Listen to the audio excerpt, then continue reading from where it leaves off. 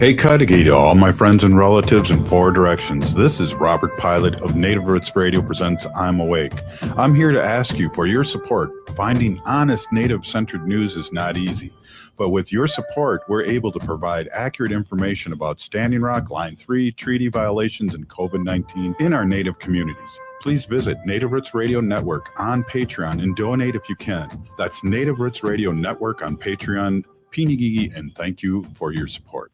Maintaining our health, particularly our heart health, is very important to us as a family. Your heart gives you time with family, time with community, time to pass down what matters. Protecting your heart helps keep those moments alive. A visit with a healthcare provider can be one step toward a healthier future. Learn more at hennepincounty.gov/hearts-beats. Your heart health is essential because your heart beats for generations. Support comes from the Walker Arts Center. Visit during free Thursday nights. Every week from 5 to 9 p.m., there's something new to explore. Enjoy date-friendly events like artist talks, performances, and exhibition openings, or explore art-making open library hours and exhibition tours. Settle into your weekend among community. Free every Thursday night and free every day for citizens and members of tribal nations.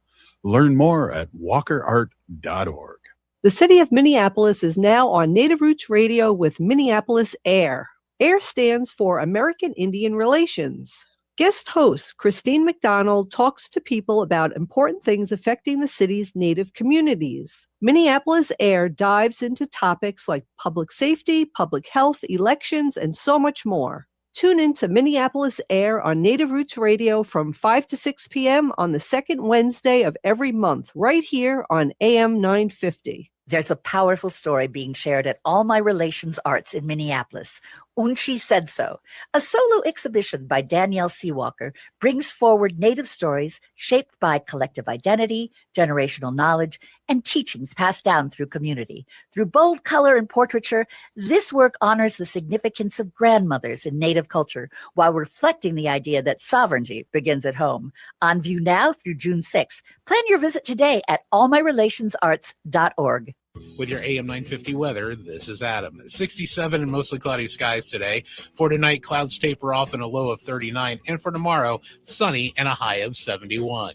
Discover macarons like you've never tasted before at Nicolette's Macarons in Plymouth. Pick up a box of elegant French macarons conveniently located off of Highway 169. Perfect for gifts, corporate events, or just for yourself. Stop in or order online at nicolettesmacarons.com. Portions of Native Roots Radio may be pre-recorded. It's a good day to be indigenous. Get up, stand up. They are going to become more brutal. Couldn't cut, Henny Cudahy. Because all the hippies were trying to be Indians anyway. They're going to become more repressive because it's a matter of dollars and their illusionary concepts of power. Hey, Victor. We must live in balance with the earth. And also with recent happenings at Wounded Knee. I am awake. Welcome to Native Roots Radio presents I'm Awake, and I'm your host, Wakanja Hade. Hey, Cudahy to all my friends and relatives in four directions. You are listening to Native Roots Radio presents I'm Awake, and I'm your host, Robert Pilot. Hey, we discuss local, national, Native news and events, and as you know, Native issues are human issues, and human issues are Native issues. Hey, we're going to have our friend Dr. Stately on here in a few minutes here, and then later on, at the end of the show, we're going to have Bob Blake from Red Lake talking about the Solar Bear with the Solar Sports. A lot going on here in Minnesota when it comes to the sports, and we, as Native Americans, love sports. So, hey, hey, I just want to give a quick shout out again. It's Native American Heritage Month here in Minnesota, and as you've probably heard on our show, years past, it started out as a week and then went to a month, and we got to give a quick shout out to our relatives from American Indian movement. And so there's a lot to talk about, and I want to get our friend Dr. Stately on, and it's always great to talk to him and get his insight of what's going on. Welcome as always, Dr. Stately. So thank you so much for coming on. Bonjour.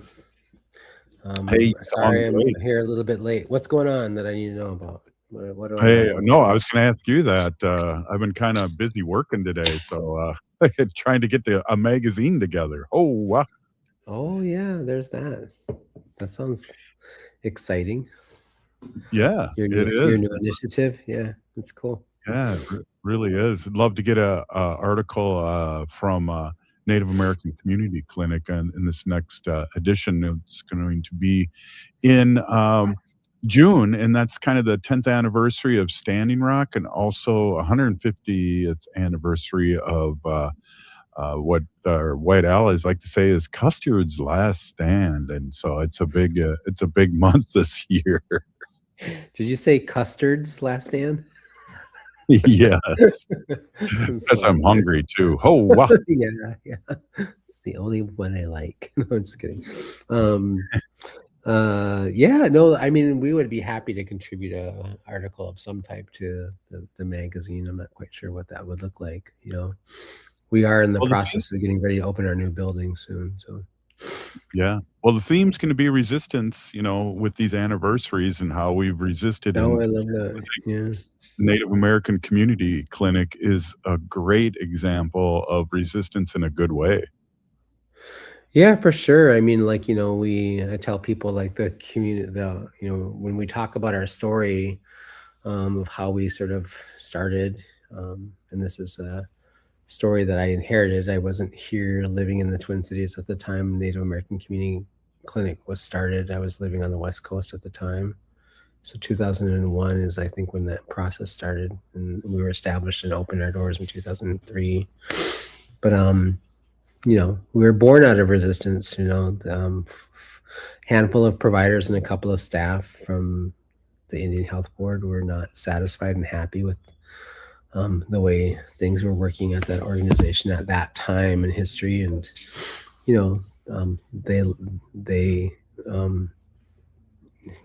there was a period in which they were, as this is the story that was told to me, right? And the former CEO of NACC is the one that kind of gave me the story, which is kind of the interpretation I'm using here. Basically told me this when I started, where she handed off the reins to me. That was Dr. Lydia Karos. She was the founding CEO, one of the providers at the time. And she was the only CEO until I took over, so I'm the second one. And she said that, people in the community wanted, more cultural sort of like centered care in that clinic, and they were wanting a few other things, right? And they weren't happy with the way things when I think it was either her or one other person told me it was basically running like an IHS clinic, and which made sense. It was established in the late 60s, early 70s, and it was funded and sort of structured under IHS, as an entity, I think, supported by. I don't know the whole history of it, but what I think is important here is that, when they, the board fired them, and the community sort of kind of rose up. They were upset. These are people who, had worked there for quite some time, and, in the words of my sister, she said, Dr. Carol Crush, who was Carol Benazik, or Carol, not Benazik, that's the other one. I forget what her name was before Crush, her married name. But she was like, my sister said, this is the doctor that gave birth to my children, my grandchildren. I had a long-standing relationship with her and a lot of those providers, and the community was wanting those people to stay in their community. And so, and you were just talking about AIM as I came on, and Clyde Belcourt was one of the founding board members for the Native American Community Clinic, and he was served on the board right up until the year I started in 2016. He stepped off the board right about the time I started, and was an emeritus board member for a good year or two. And he and other members of AIM, protested those firings of those people, and also advocated and worked really, really hard to get the Native American Community Clinic up and operating and funded. first year or two of operations, we didn't have HRSA funding. The 5 people that started the clinic, they took money out of their own retirement accounts to help start it, and people from the community were bringing, like lamps and furniture for the lobby, and so I always tell people like NACC is, its birth was out of resistance. Its birth was out, it was true activism. The community said like, no, you can't go. We need you here. And so that's really the foundation of who we are and what we're built on. And it is deeply embedded in that spirit of our organization, I think, as well. So that's awesome. That's a great story. And I think you've told that before. And again, how American Heritage Month here started in Minnesota. I guess it was just a week, and AIM and like your mother and people like that got it going. And now we have our own month. Oh, wow. I know. By the time I retire, it's going to be the whole year. Yeah. So, just kidding. I mean, why do we have to just have a month? I mean, I don't know about you, but I'm American Indian the whole entire year, not just 1 month. Yeah, there's many names for us too. So we could maybe switch it up and be Indigenous Month and Ho-Chunk Month and Dr. Stately Month. Oneida can have like 3 months or something like that. Oh, wow. Geez.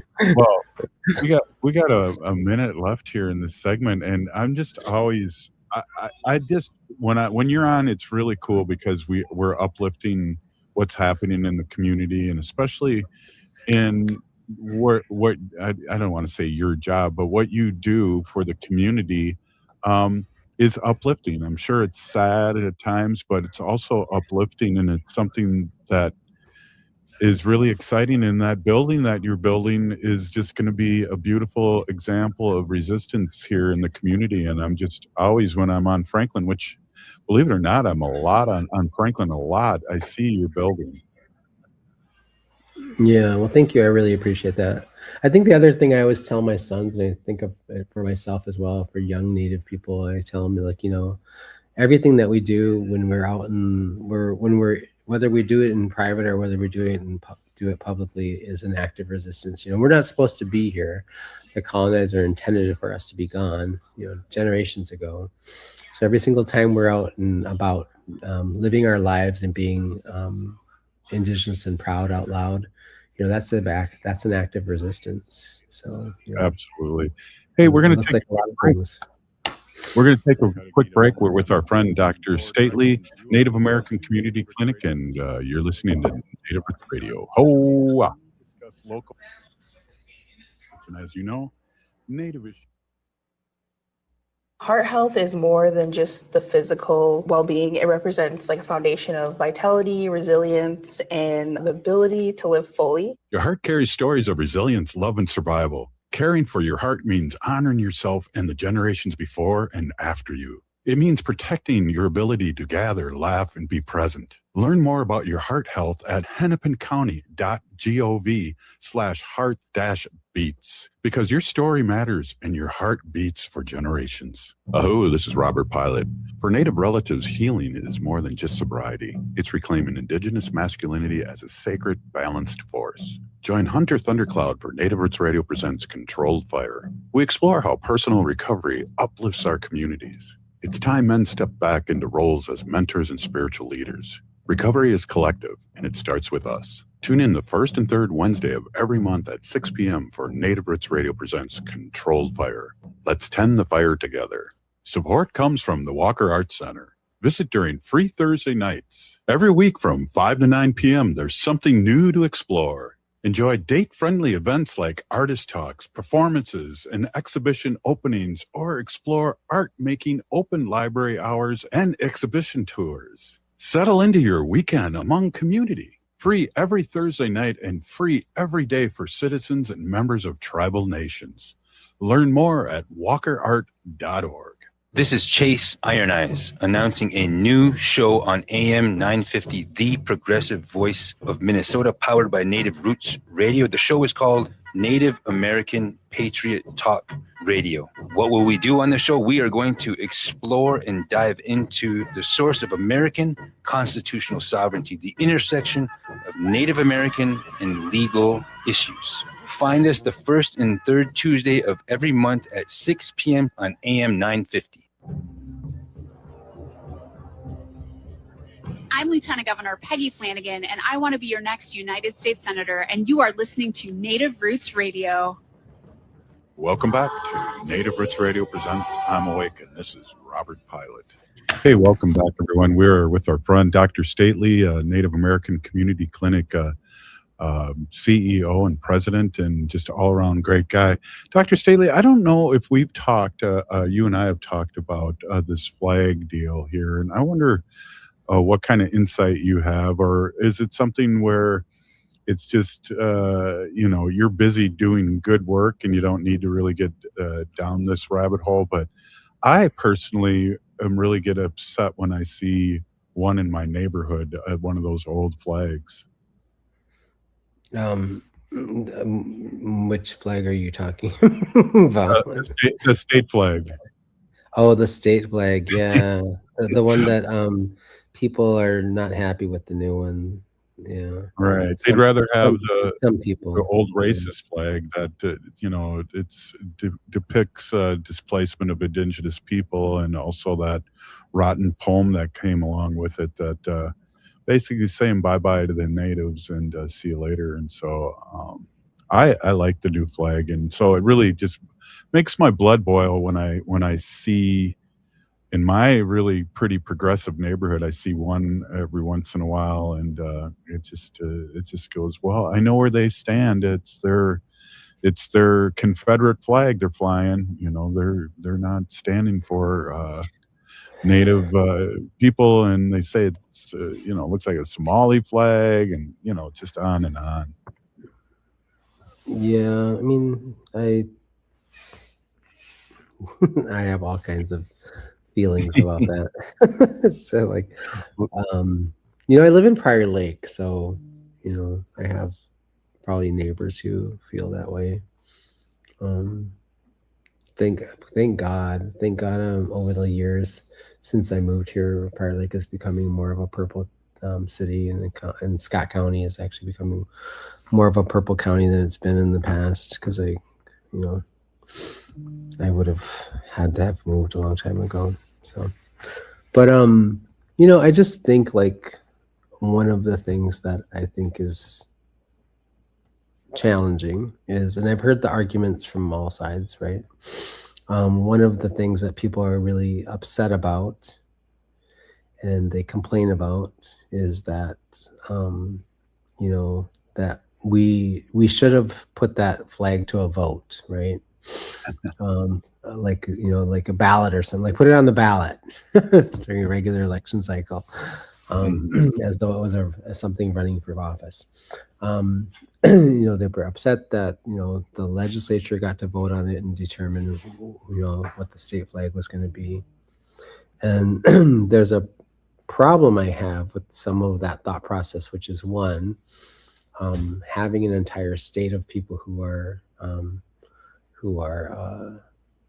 registered to vote, determine what the flag should be, is probably one. It's a long process, right? And it's and still, even with that process, a fraction of the state actually votes. Right. Minnesota does have one of the best turnouts of, and it has a strong turnout rate for people voting in the elections. The best in the country. Yeah, the best in the country, right? So we have some strong civic engagement here. So I mean, I would not have worried about going through that process, but it's all that means is it would have taken a longer time to do it, and it was a long process anyway. And I remember when they were doing it, they started the process, I think, either right at the tail end of the pandemic, right? Yeah. It's been going on for a couple years. Yeah, it was 2 or 3 year process already. And, and certainly for me, I was I would have liked it to have a lot more indigeneity in it, but, Right. And I could have complained about it from that perspective, but I think the thing that I would just say is like, the process that they have with it is like the process that was established, and it certainly falls within their authority to do that as elected representatives, to come up with a process, right? So my statement to anybody else would be like, complain to your representative and tell them to do a different process next time. And then, like if you really hated it that much, you should have like sat your little ass down. Sat your little butt down and, drawn a new flag and submitted it as an option, right? It's like, it was everybody being involved and everybody that wanted to be involved in the process. So like if you had something critical to contribute to the process, then you should have done something. You should have contributed to it, right? Yeah. Like, a little annoyed when we have a democratic process and people get upset when the democratic process doesn't fit their outcome. I mean, I have a lot to complain about the democratic process, by the way. So, because there's a lot of stuff happening that I'm not happy about. So, right. Well, yeah, definitely. And nobody really cared until this whole process. I mean, like you said, I think it was 2.5 years of a deliberation. I saw some really fun, funky, and it was out in the news, people picking them, bringing them down to a certain amount. I've talked to flag experts that have gone through the process, and they can't believe how great our flag is. So it's really bizarre because it's, has the state kind of cut out in it, and it's got the blue water, and we're the North Star state, and there's a nice star in it. Yeah. I mean, and I'm not really even sure, like, I mean, I have my thoughts and my ideas about like what drives some of these conversations, right? So, if literally, seriously, I am so tired of like every time I turn on the radio or the news, or I, walk into a Target in Scott County, I have to listen to people complaining about Somalian people and all of the fraud and this and that. And I was like, you know what? First of all, it wasn't as broad as you think it was. Like, take a look at California and what's been going on in California and a few other places, and take a look at some of the southern states and all of the fraud that happens there. Like, we overlook those things, right? And the only reason this is getting the attention is we have a president who has a bone to pick with our governor because he had the audacity to run against him and nearly win, but and take him down in a couple of and him or his vice president down in a couple of interesting conversations when they were campaigning. But the point being is that like, but where's the conversations that we're having around all of the fraud and the waste and all the other stuff that happens from organizations that are being run by white men and white women? Right. And we forget that the woman who was the mastermind behind the thing that happened with the Somalian people was a white woman, right? Right. It's like, but we don't want to talk about that. No. And the audacity is just unbelievable. I can't imagine. I call it caucasity because it's Caucasians that do it. Oh, there's another T-shirt idea. Let me write that down. You're going to owe me a lot of money by the time this series is over. Yeah, I know. I do, right. I can't imagine, it's a double-edged sword because, like, with our parents and grandparents, what they went through. And, I mean, I think they suffered,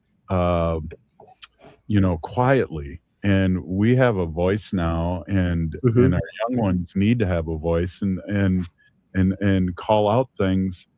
I don't know if it's better or worse, but I'm glad we're at where we're at. But it's still, I can't imagine our elders what they went through too with all this.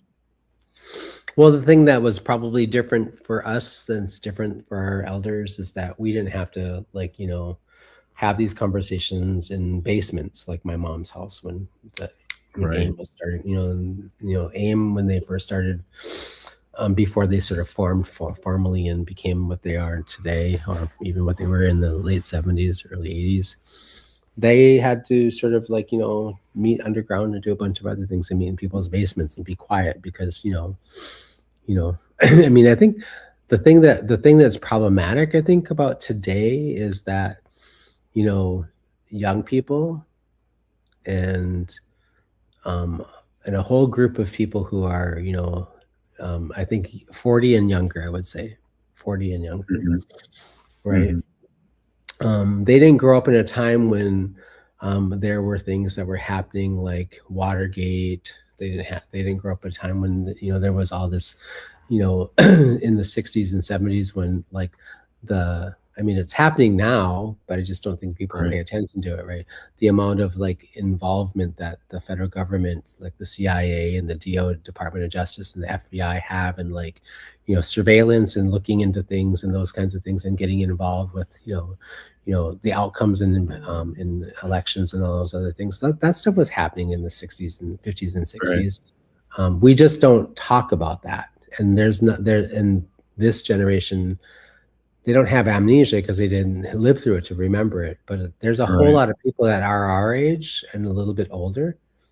A lot of them, non-people of color, have forgotten. They have amnesia. They forgot what it was like. That it's very much authoritarian. We were young, but 1968 was an unbelievable year for this country too, with the assassinations. You know, we could go on, and we survived it, but we want to survive it better. Hey, Dr. Stately, one more segment, and I'd love to hear what you'd like to talk about in our last segment together. For sure. Right on. Hey, this is Native Roots Radio. We'll be right back after this short break. Please stay with us. Ho! Culture prevents so many negative things from happening to us as individuals and as communities. Strong roots begin with a healthy heart.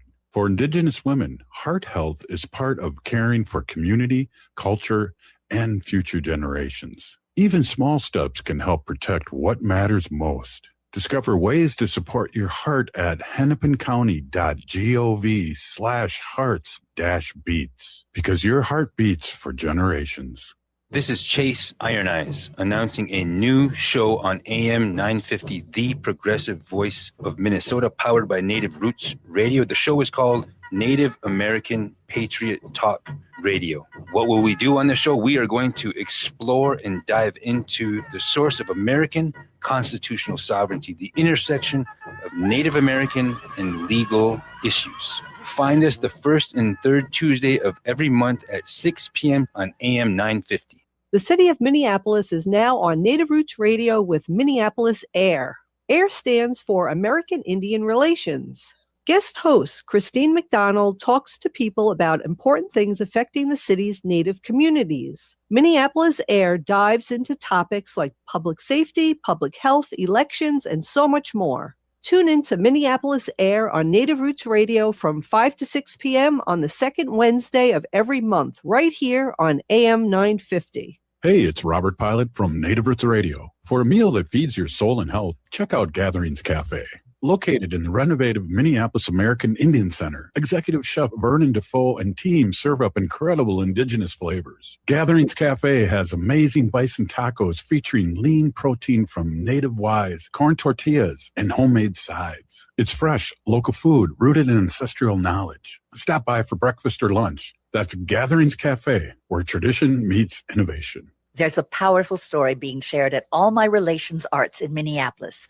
Unchi Said So, a solo exhibition by Danielle Seawalker, brings forward Native stories shaped by collective identity, generational knowledge, and teachings passed down through community. Through bold color and portraiture, this work honors the significance of grandmothers in Native culture while reflecting the idea that sovereignty begins at home. On view now through June 6th. Plan your visit today at allmyrelationsarts.org. Unwanted sexting or photos, inappropriate jokes, even tickling or wrestling can feel like a violation. Catcalling, cornering, or groping, getting them drunk or high for sex, recording sexual acts without permission, hurting someone because of their sexual orientation, raping a family member, a child, a date, a friend, a stranger, purchasing a human being for sex. You make the choice every single time. Sexual violence is many things. Make a choice. Do not do it. Sponsored by the Minnesota Indian Women's Sexual Assault Coalition. Support comes from the Walker Arts Center. Visit during free Thursday nights. Every week from 5 to 9 p.m., there's something new to explore. Enjoy date-friendly events like artist talks, performances, and exhibition openings, or explore art-making open library hours and exhibition tours. Settle into your weekend among community. Free every Thursday night and free every day for citizens and members of tribal nations. Learn more at walkerart.org. With your AM 950 weather, this is Adam. 67 and mostly cloudy skies today. For tonight, clouds taper off and a low of 39. And for tomorrow, sunny and a high of 71.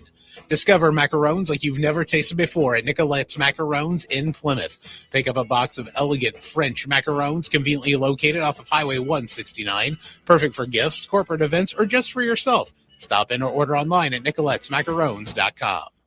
You're listening to AM 950, the progressive voice of Minnesota.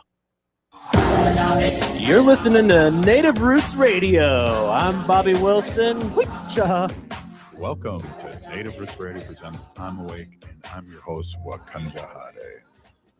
Hey, welcome back, everyone. We were with our friend Dr. Stately, CEO of Native American Community Clinic here in the Twin Cities, Minneapolis. And again, it's going to be a beacon of the Franklin of the Native Corridor to have that beautiful building and all the services there. So a big pinigi, Dr. Stately, for you and your crew and the people prior to you really working this out, but I know you put in a ton of work.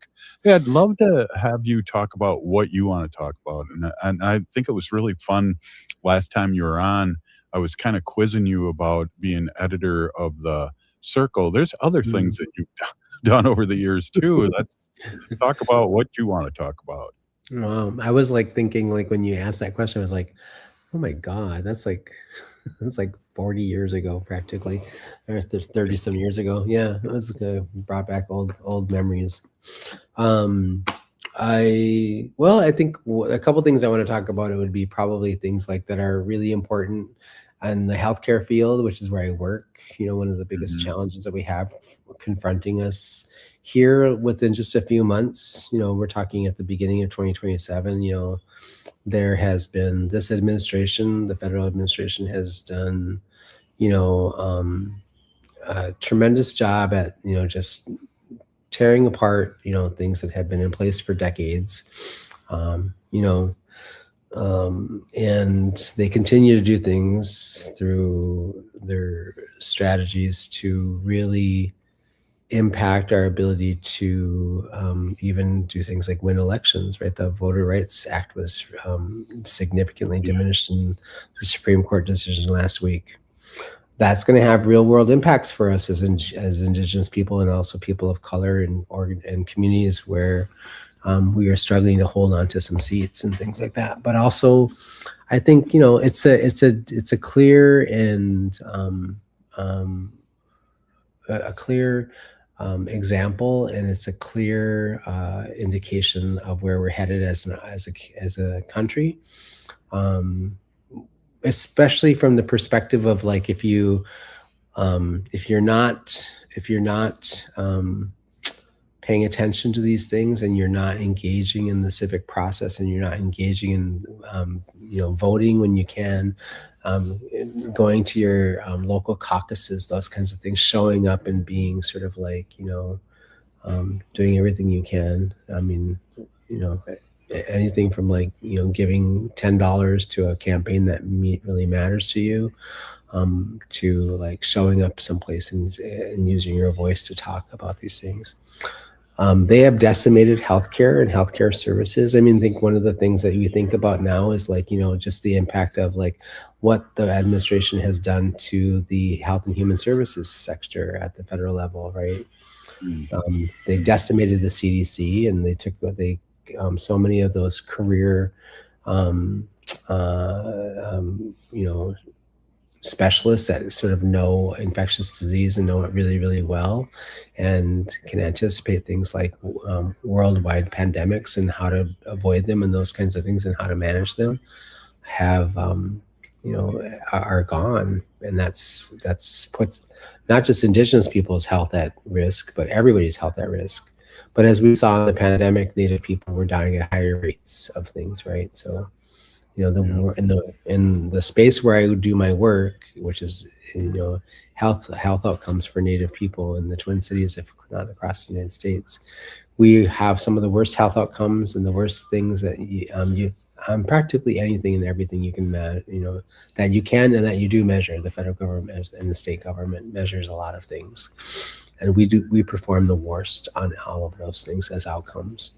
I should change my language though. When I say we perform, I'm not talking about the Native people. I'm talking about the state or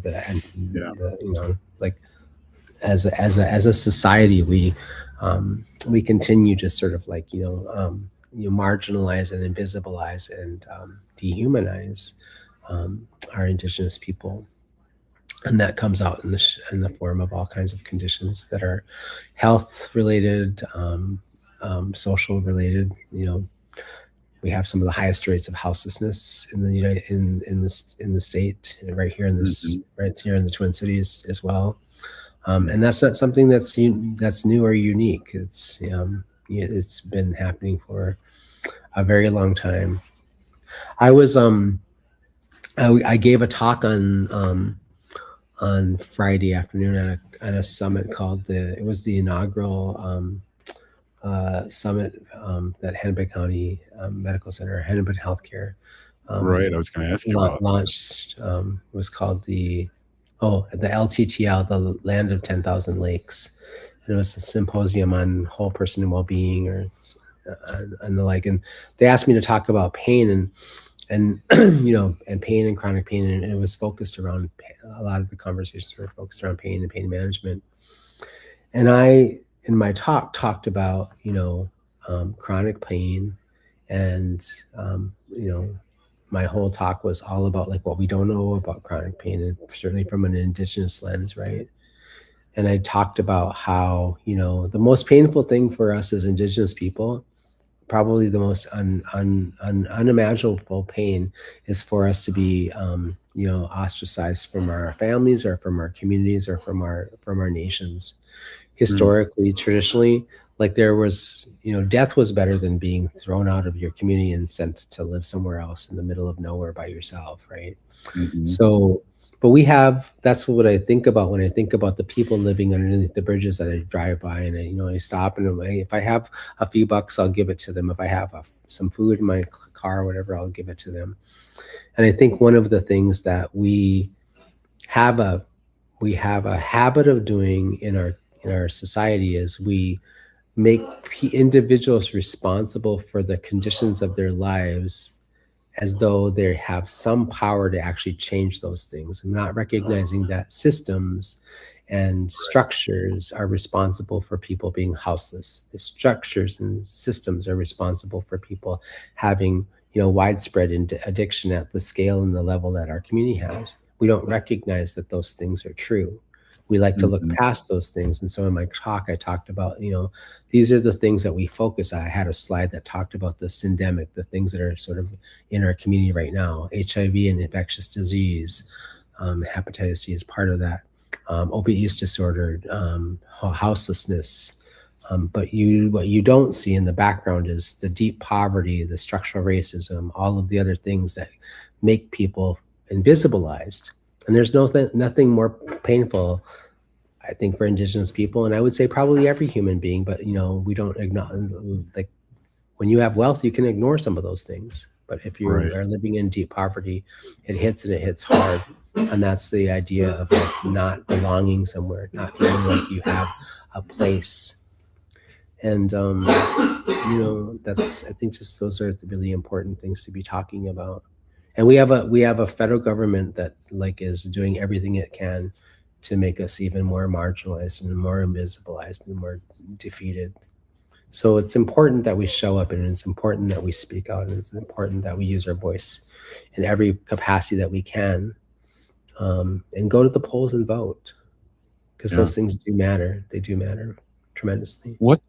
Where is Hennepin County Emergency Center at right now? I know they're talking about closing it. It's unbelievable.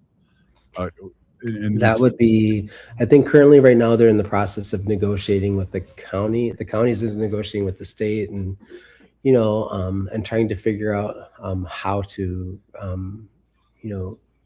rescue that the Hennepin County Medical Center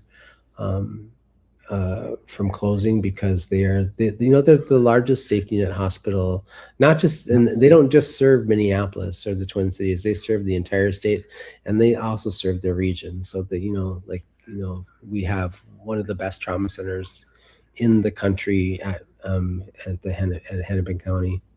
And a lot of people don't know this, but there's only, I think, currently, well, this might be different now because who knows, there might have been somebody that would graduate in the last couple of years, but a few years ago there were only 2 Native American emergency medical doctors in the country, and both of them were at Hennepin County Medical Center.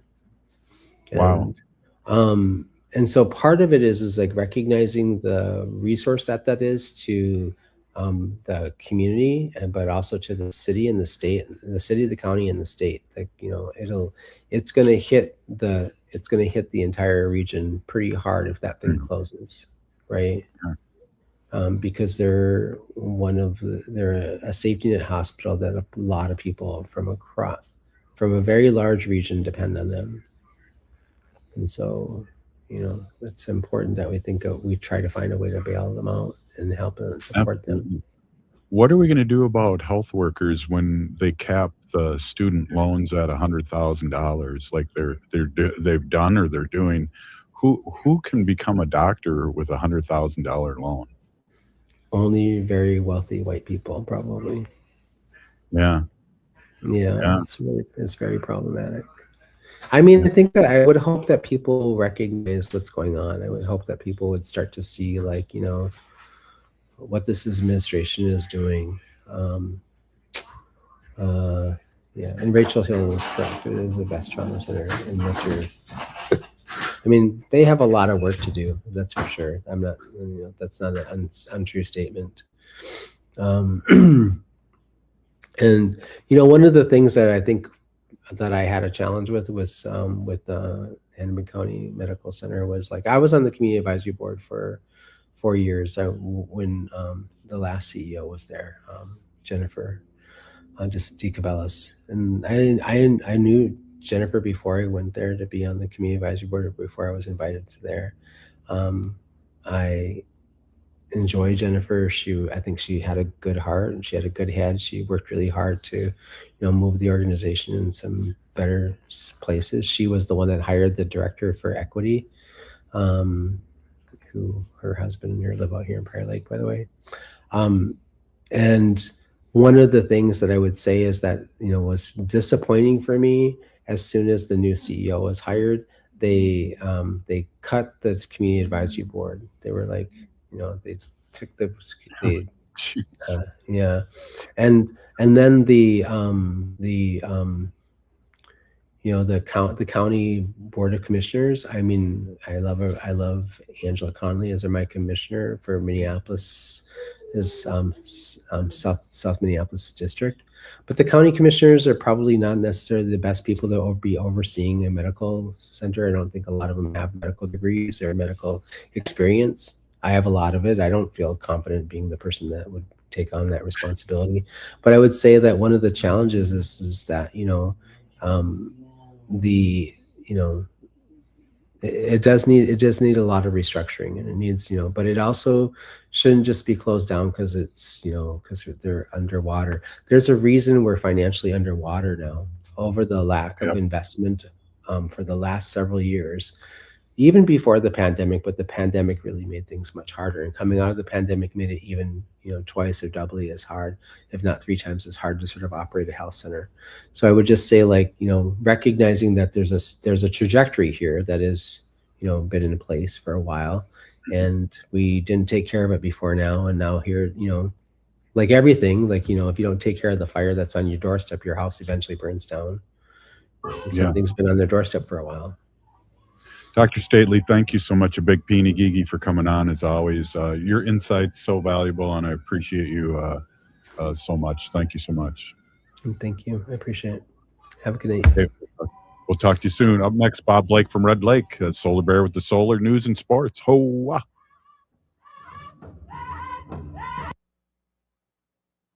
Hey, it's Robert Pilot from Native Roots Radio. For a meal that feeds your soul and health, check out Gatherings Cafe. Located in the renovative Minneapolis American Indian Center, Executive Chef Vernon Defoe and team serve up incredible indigenous flavors. Gatherings Cafe has amazing bison tacos featuring lean protein from native wise, corn tortillas, and homemade sides. It's fresh, local food rooted in ancestral knowledge. Stop by for breakfast or lunch. That's Gatherings Cafe, where tradition meets innovation. If the statistics say that 1 in 3 Native women and 1 in 6 Native men have experienced sexual assault in their lifetime, it means our whole community is affected by sexual violence. 1 is too many. Don't stand by, stand up. Don't engage in acts of sexual violence, and shut down the dirty jokes, the gossip, the victim blaming and shaming. As a community, we can change the way we respond. Contact the Minnesota Indian Women's Sexual Assault Coalition to attend a workshop to learn more. Sponsored by the Minnesota Indian Women's Sexual Assault Coalition. The city of Minneapolis is now on Native Roots Radio with Minneapolis AIR.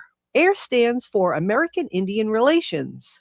Guest host Christine McDonald talks to people about important things affecting the city's Native communities. Minneapolis AIR dives into topics like public safety, public health, elections, and so much more. Tune in to Minneapolis AIR on Native Roots Radio from 5 to 6 p.m. on the second Wednesday of every month, right here on AM 950. There's a powerful story being shared at All My Relations Arts in Minneapolis.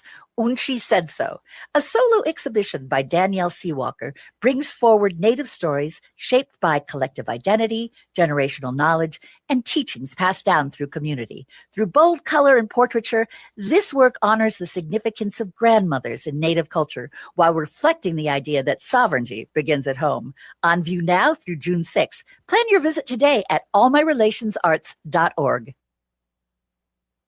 Hi, it's Dr. Evan Adams, and you're listening to Native Roots Radio. Hey, Victor, you better be listening. In this portion of the show, we'd like to bring awareness to our wolf and bear populations throughout Turtle Island. Say no to the hunts.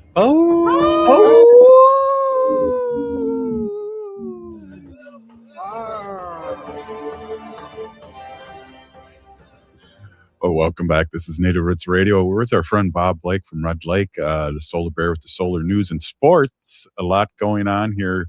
Going to lighten it up a little bit here. He's got his wolf hat on. If I know we have quite a few people watching this on YouTube and Facebook and X and Blue Sky. So it's a big thumbs up. There's so much going on here. I just want to give the Minnesota Twins a shout out. They won their first series in a month. I'm rooting for you guys. I love baseball, but oh my goodness, I've become a big fan of playoff sports with the Wild and, of course, the Timberwolves. And then we also have our all women Frost team, too, and they're not playing tonight because of illness. I wasn't too sure what was going on there. But we're bringing Bob on here, and I really appreciate you lighting things up here and talking about what's going on and howling with us. Welcome, Bob. Yeah, Robert. What an exciting time to be a Minnesota sports fan, right? I mean, the Frost has got the series tied up 2-2 right now, and you're right, Robert. There's a postponement due to some illnesses, and you know. The Minnesota Timberwolves won last night, 114-109 to tie the series up there. 2-2. And, you know, I got to tell you, I mean, see, Wemby, the San Antonio Spurs center, was thrown out for a technical foul. I believe they call it. He was ejected from the game, actually, Robert. And yeah. He is the what do you call the defensive player of the year is what he is. Yeah. And so having him out of the game, Robert, just really slowed down the vibe of the San Antonio Spurs. So my point being to this is that I think the Timberwolves needed that. They needed that little boost. They need to come together. And I think it's going to be a really telltale game in Game 5 down in San Antonio.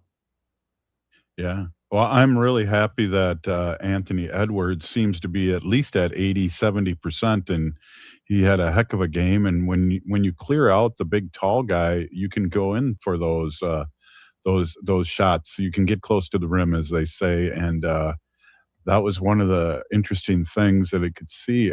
They had to switch up their game too because they were really focused on stopping him, and then he left after 11 minutes into the game. Yeah, no, and I'll tell you what, Robert, that was just an exciting game. Anthony Edwards came through. I love the way Shannon has been playing on that guard spot, and the way he's been taking it to the hole and challenging Wemby and the rest of the San Antonio Spurs. And it's really been really nice to also see just the rest of the team support and really making those shots down the line and making the outside shots when Wemby is in there. So, hey, listen, Robert, Game 5 is going to be happening, and we are going to see the telltale sign of like who's going to pull this out, I think. Hey, what do you think? I mean, the press and even watching the national broadcasters after the show, they were really, talking a lot about Julius Randle and his lack of what's going on. And I don't know if he was dogging it or what. What is your take on Julius? He's not having a great series. Yeah, I know, and he really needs to be able to be coming through. It's really difficult to question. Is he hurt? Is he playing through something? And the problem is too, Robert, is not the problem. One of the nice things is that the Timberwolves have such a deep bench. Like they have a deeper bench than San Antonio, This is true. and so any one of these guys can step up and really be the hero of the evening. And I think that's something that kind of, I don't know, maybe confuses Coach Finch and also the team itself. But Robert, I'll tell you what, let's go across town to St. Paul at Grand Casino Arena. Yes. Where the Minnesota Wild just had an extraordinary comeback win the other night against the Colorado Avalanche. And I believe they're playing game 4 this evening. So series is 2-1 right now. But I mean, what a great win for these guys to pull out. The Colorado Avalanche is no joke, Robert. They are a great hockey team. But this just shows also to what Minnesota has in the Minnesota Wild, because they're playing probably, I'm going to be honest with you, the best hockey team in the NHL, the Avalanche. Wow. So for the Avalanche to take them, this way, they almost pulled out game 1. Obviously, game 2 they got beat pretty bad. But in game 1, though, I mean that game could have went either way, and the Wild could have got out of there, and they could potentially be 2-1 up. But they're 2-1 down right now, and they're playing this evening, and I think the Wild is going to pull it out tonight. Yeah, that's great, and let's hope so. Keep things going, keep the economy going, keep the money moving here in St. Paul. Hey, I got a one of our listeners that is a real valuable listener. I want him to. I'm gonna pop up what he says, but we have a big following in Wisconsin, and Bob, he wants to introduce you to the best team in the United States, the Green Bay Packers. Oh, Jim, I respectfully disagree with you. Oh boy, Yeah. Robert. Growing up in Minnesota, I unfortunately was raised a Vikings fan, raised a Minnesota Twins fan. I was a North Stars fan until they. Yeah. Well, it was funny. When I was, until I was like 17, that was the last Super Bowl the Vikings were in. The Packers weren't doing that well. I mean, Brett Favre really brought them into the promised land, and prior to that, of course, they had the great Bart Starr and the Green Bay Packers, but they're title town again, and we really have to catch up to it. Hey, we got like a minute left, Bob. What is your take on Minnesota sports here, and even Wisconsin sports? Oh boy, I tell you, Robert, we've got to work on that relief pitching for the Minnesota Twins. But I love that they come off of a sweep, I believe, just recently. 2 out of 3. Yep. And then, so I want to keep the faith. And then the Minnesota Vikings, obviously, I'm really excited for them. They just picked up Juan Jennings, who is an all-star receiver from the San Francisco 49ers. Kyler Murray, Addison, Jefferson, Jennings. It's going to be a tough team to stop, Robert. But that's the Solar Bear with the sports. Right on. Thank you so much, Bob. The Solar Bear with the sports and news. I really appreciate you coming on and starting us off in a good way here on Monday. Hey, if you're listening to this show, you're part of the resistance. From Chief Plenty Coops, the ground on which we stand on. It's sacred ground. It's the blood of our ancestors. We need to resist, divest, join a group, run for office, and vote. And also, go Wolves. There it is. We'll see you all tomorrow. This has been Native Roots Radio.